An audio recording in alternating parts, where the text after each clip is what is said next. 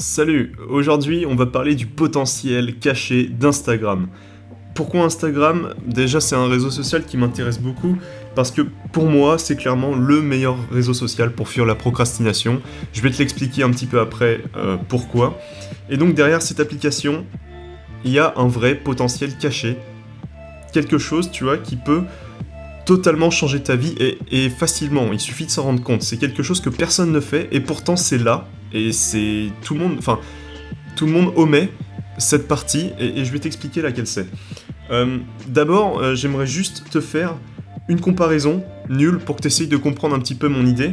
On va essayer d'en mettre un dans chaque podcast, on va essayer de s'améliorer. Hein. Donc, le premier, comment dire, pour moi, Instagram, c'est comme si t'achetais le meilleur couteau suisse du monde. Tu vois, t'achètes le meilleur couteau suisse du monde avec plus de 100 fonctionnalités, quelque chose d'assez balèze, et tu utilisais que le tire-bouchon. Y a aucun intérêt, on est bien d'accord. Peut-être pour le tire-bouchon t'es bien content, mais tu peux faire tellement plus avec ce couteau suisse, bah là c'est la même chose. C'est-à-dire qu'avec très peu, tu peux aller très loin. Et je pense que ça t'intéresse tout comme moi. Allez, on démarre, je t'explique. Déjà, pourquoi c'est la meilleure appli? Instagram, il y a beaucoup de réseaux sociaux qui existent sur lesquels on peut procrastiner, on peut procrastiner sur toutes, mais c'est très visuel. Instagram, c'est extrêmement visuel, il y a un impact, tu vois. Tu scrolles sur les posts et tout, les publications, les photos, bam, ton œil est très vite attiré par les couleurs, il y a une culture de la beauté, c'est même pas une culture, c'est une course à la beauté. Tout le monde veut faire les meilleures photos, tout le monde veut afficher le meilleur point de vue, le meilleur filtre. Et aussi, un truc qui est cool, pourquoi c'est une très bonne appli, parce que c'est très inspirant, tu vois. C'est-à-dire que tu consommes le contenu, mais de façon instantanée, quoi. Tu t'as même pas besoin, même quand tu cliques sur une publication, t'en as d'autres qui s'enchaînent, etc. Je parle même pas de l'IGTV qui vient de se lancer, où les vidéos, carrément, c'est des vidéos de 10 secondes qui défilent. C'est la nouvelle application lancée par Instagram. Ouais, c'est un contenu court, instantané.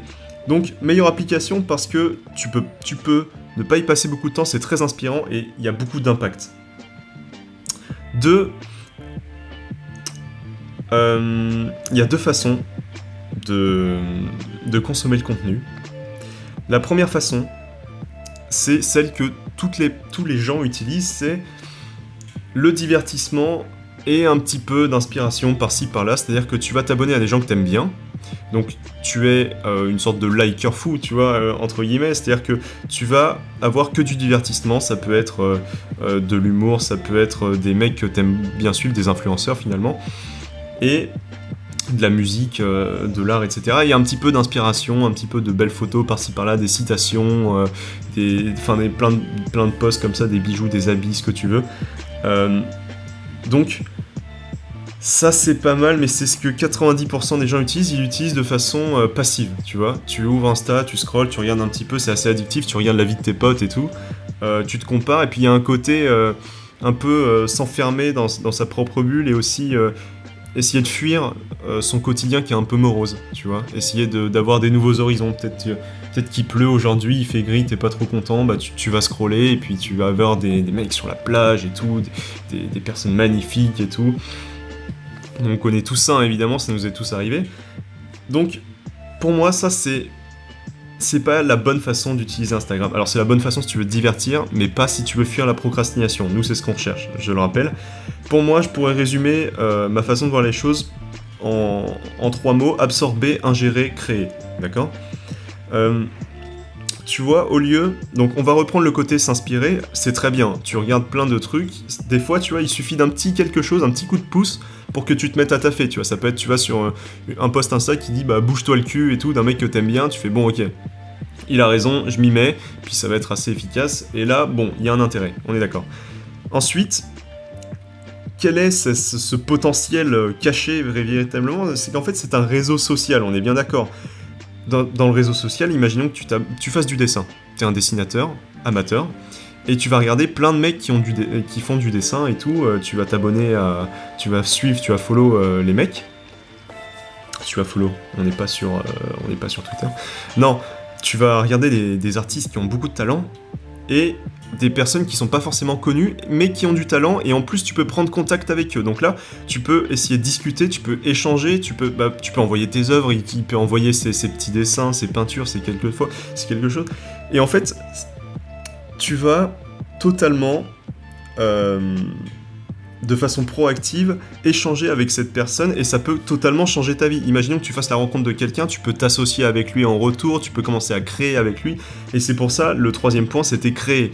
Donc c'est absorber toute cette connaissance, toute cette inspiration, ingérer, vraiment essayer de te l'approprier et de l'utiliser dans ta vie de tous les jours, et créer. C'est une plateforme où tout le monde est libre de créer ce qu'il veut, et pour moi c'est hyper important, et c'est dans cette création que tu vas le plus briller, tu vois. Tu vas tourner le mélange, tu vas créer, Enfin, il y a des gens qui vont regarder ça, qui vont s'épanouir, et c'est en rayonnant, tu vois, que tu vas apporter du bonheur aux gens et à toi-même, tu vois. Enfin, dans tes connaissances, t'es toujours attiré par quelqu'un qui est meilleur que toi, ou qui t'inspire profondément, tu vois.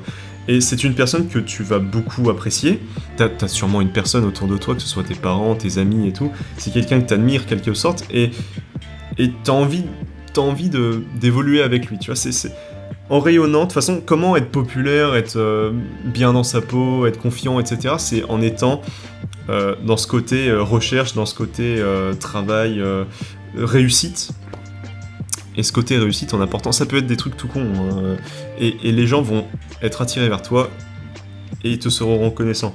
Donc c'est ce côté-là, se servir de cette plateforme pour aller contacter des gens avec qui tu pourrais travailler, avec qui tu pourrais, je ne sais pas, avec qui tu pourrais échanger, enfin...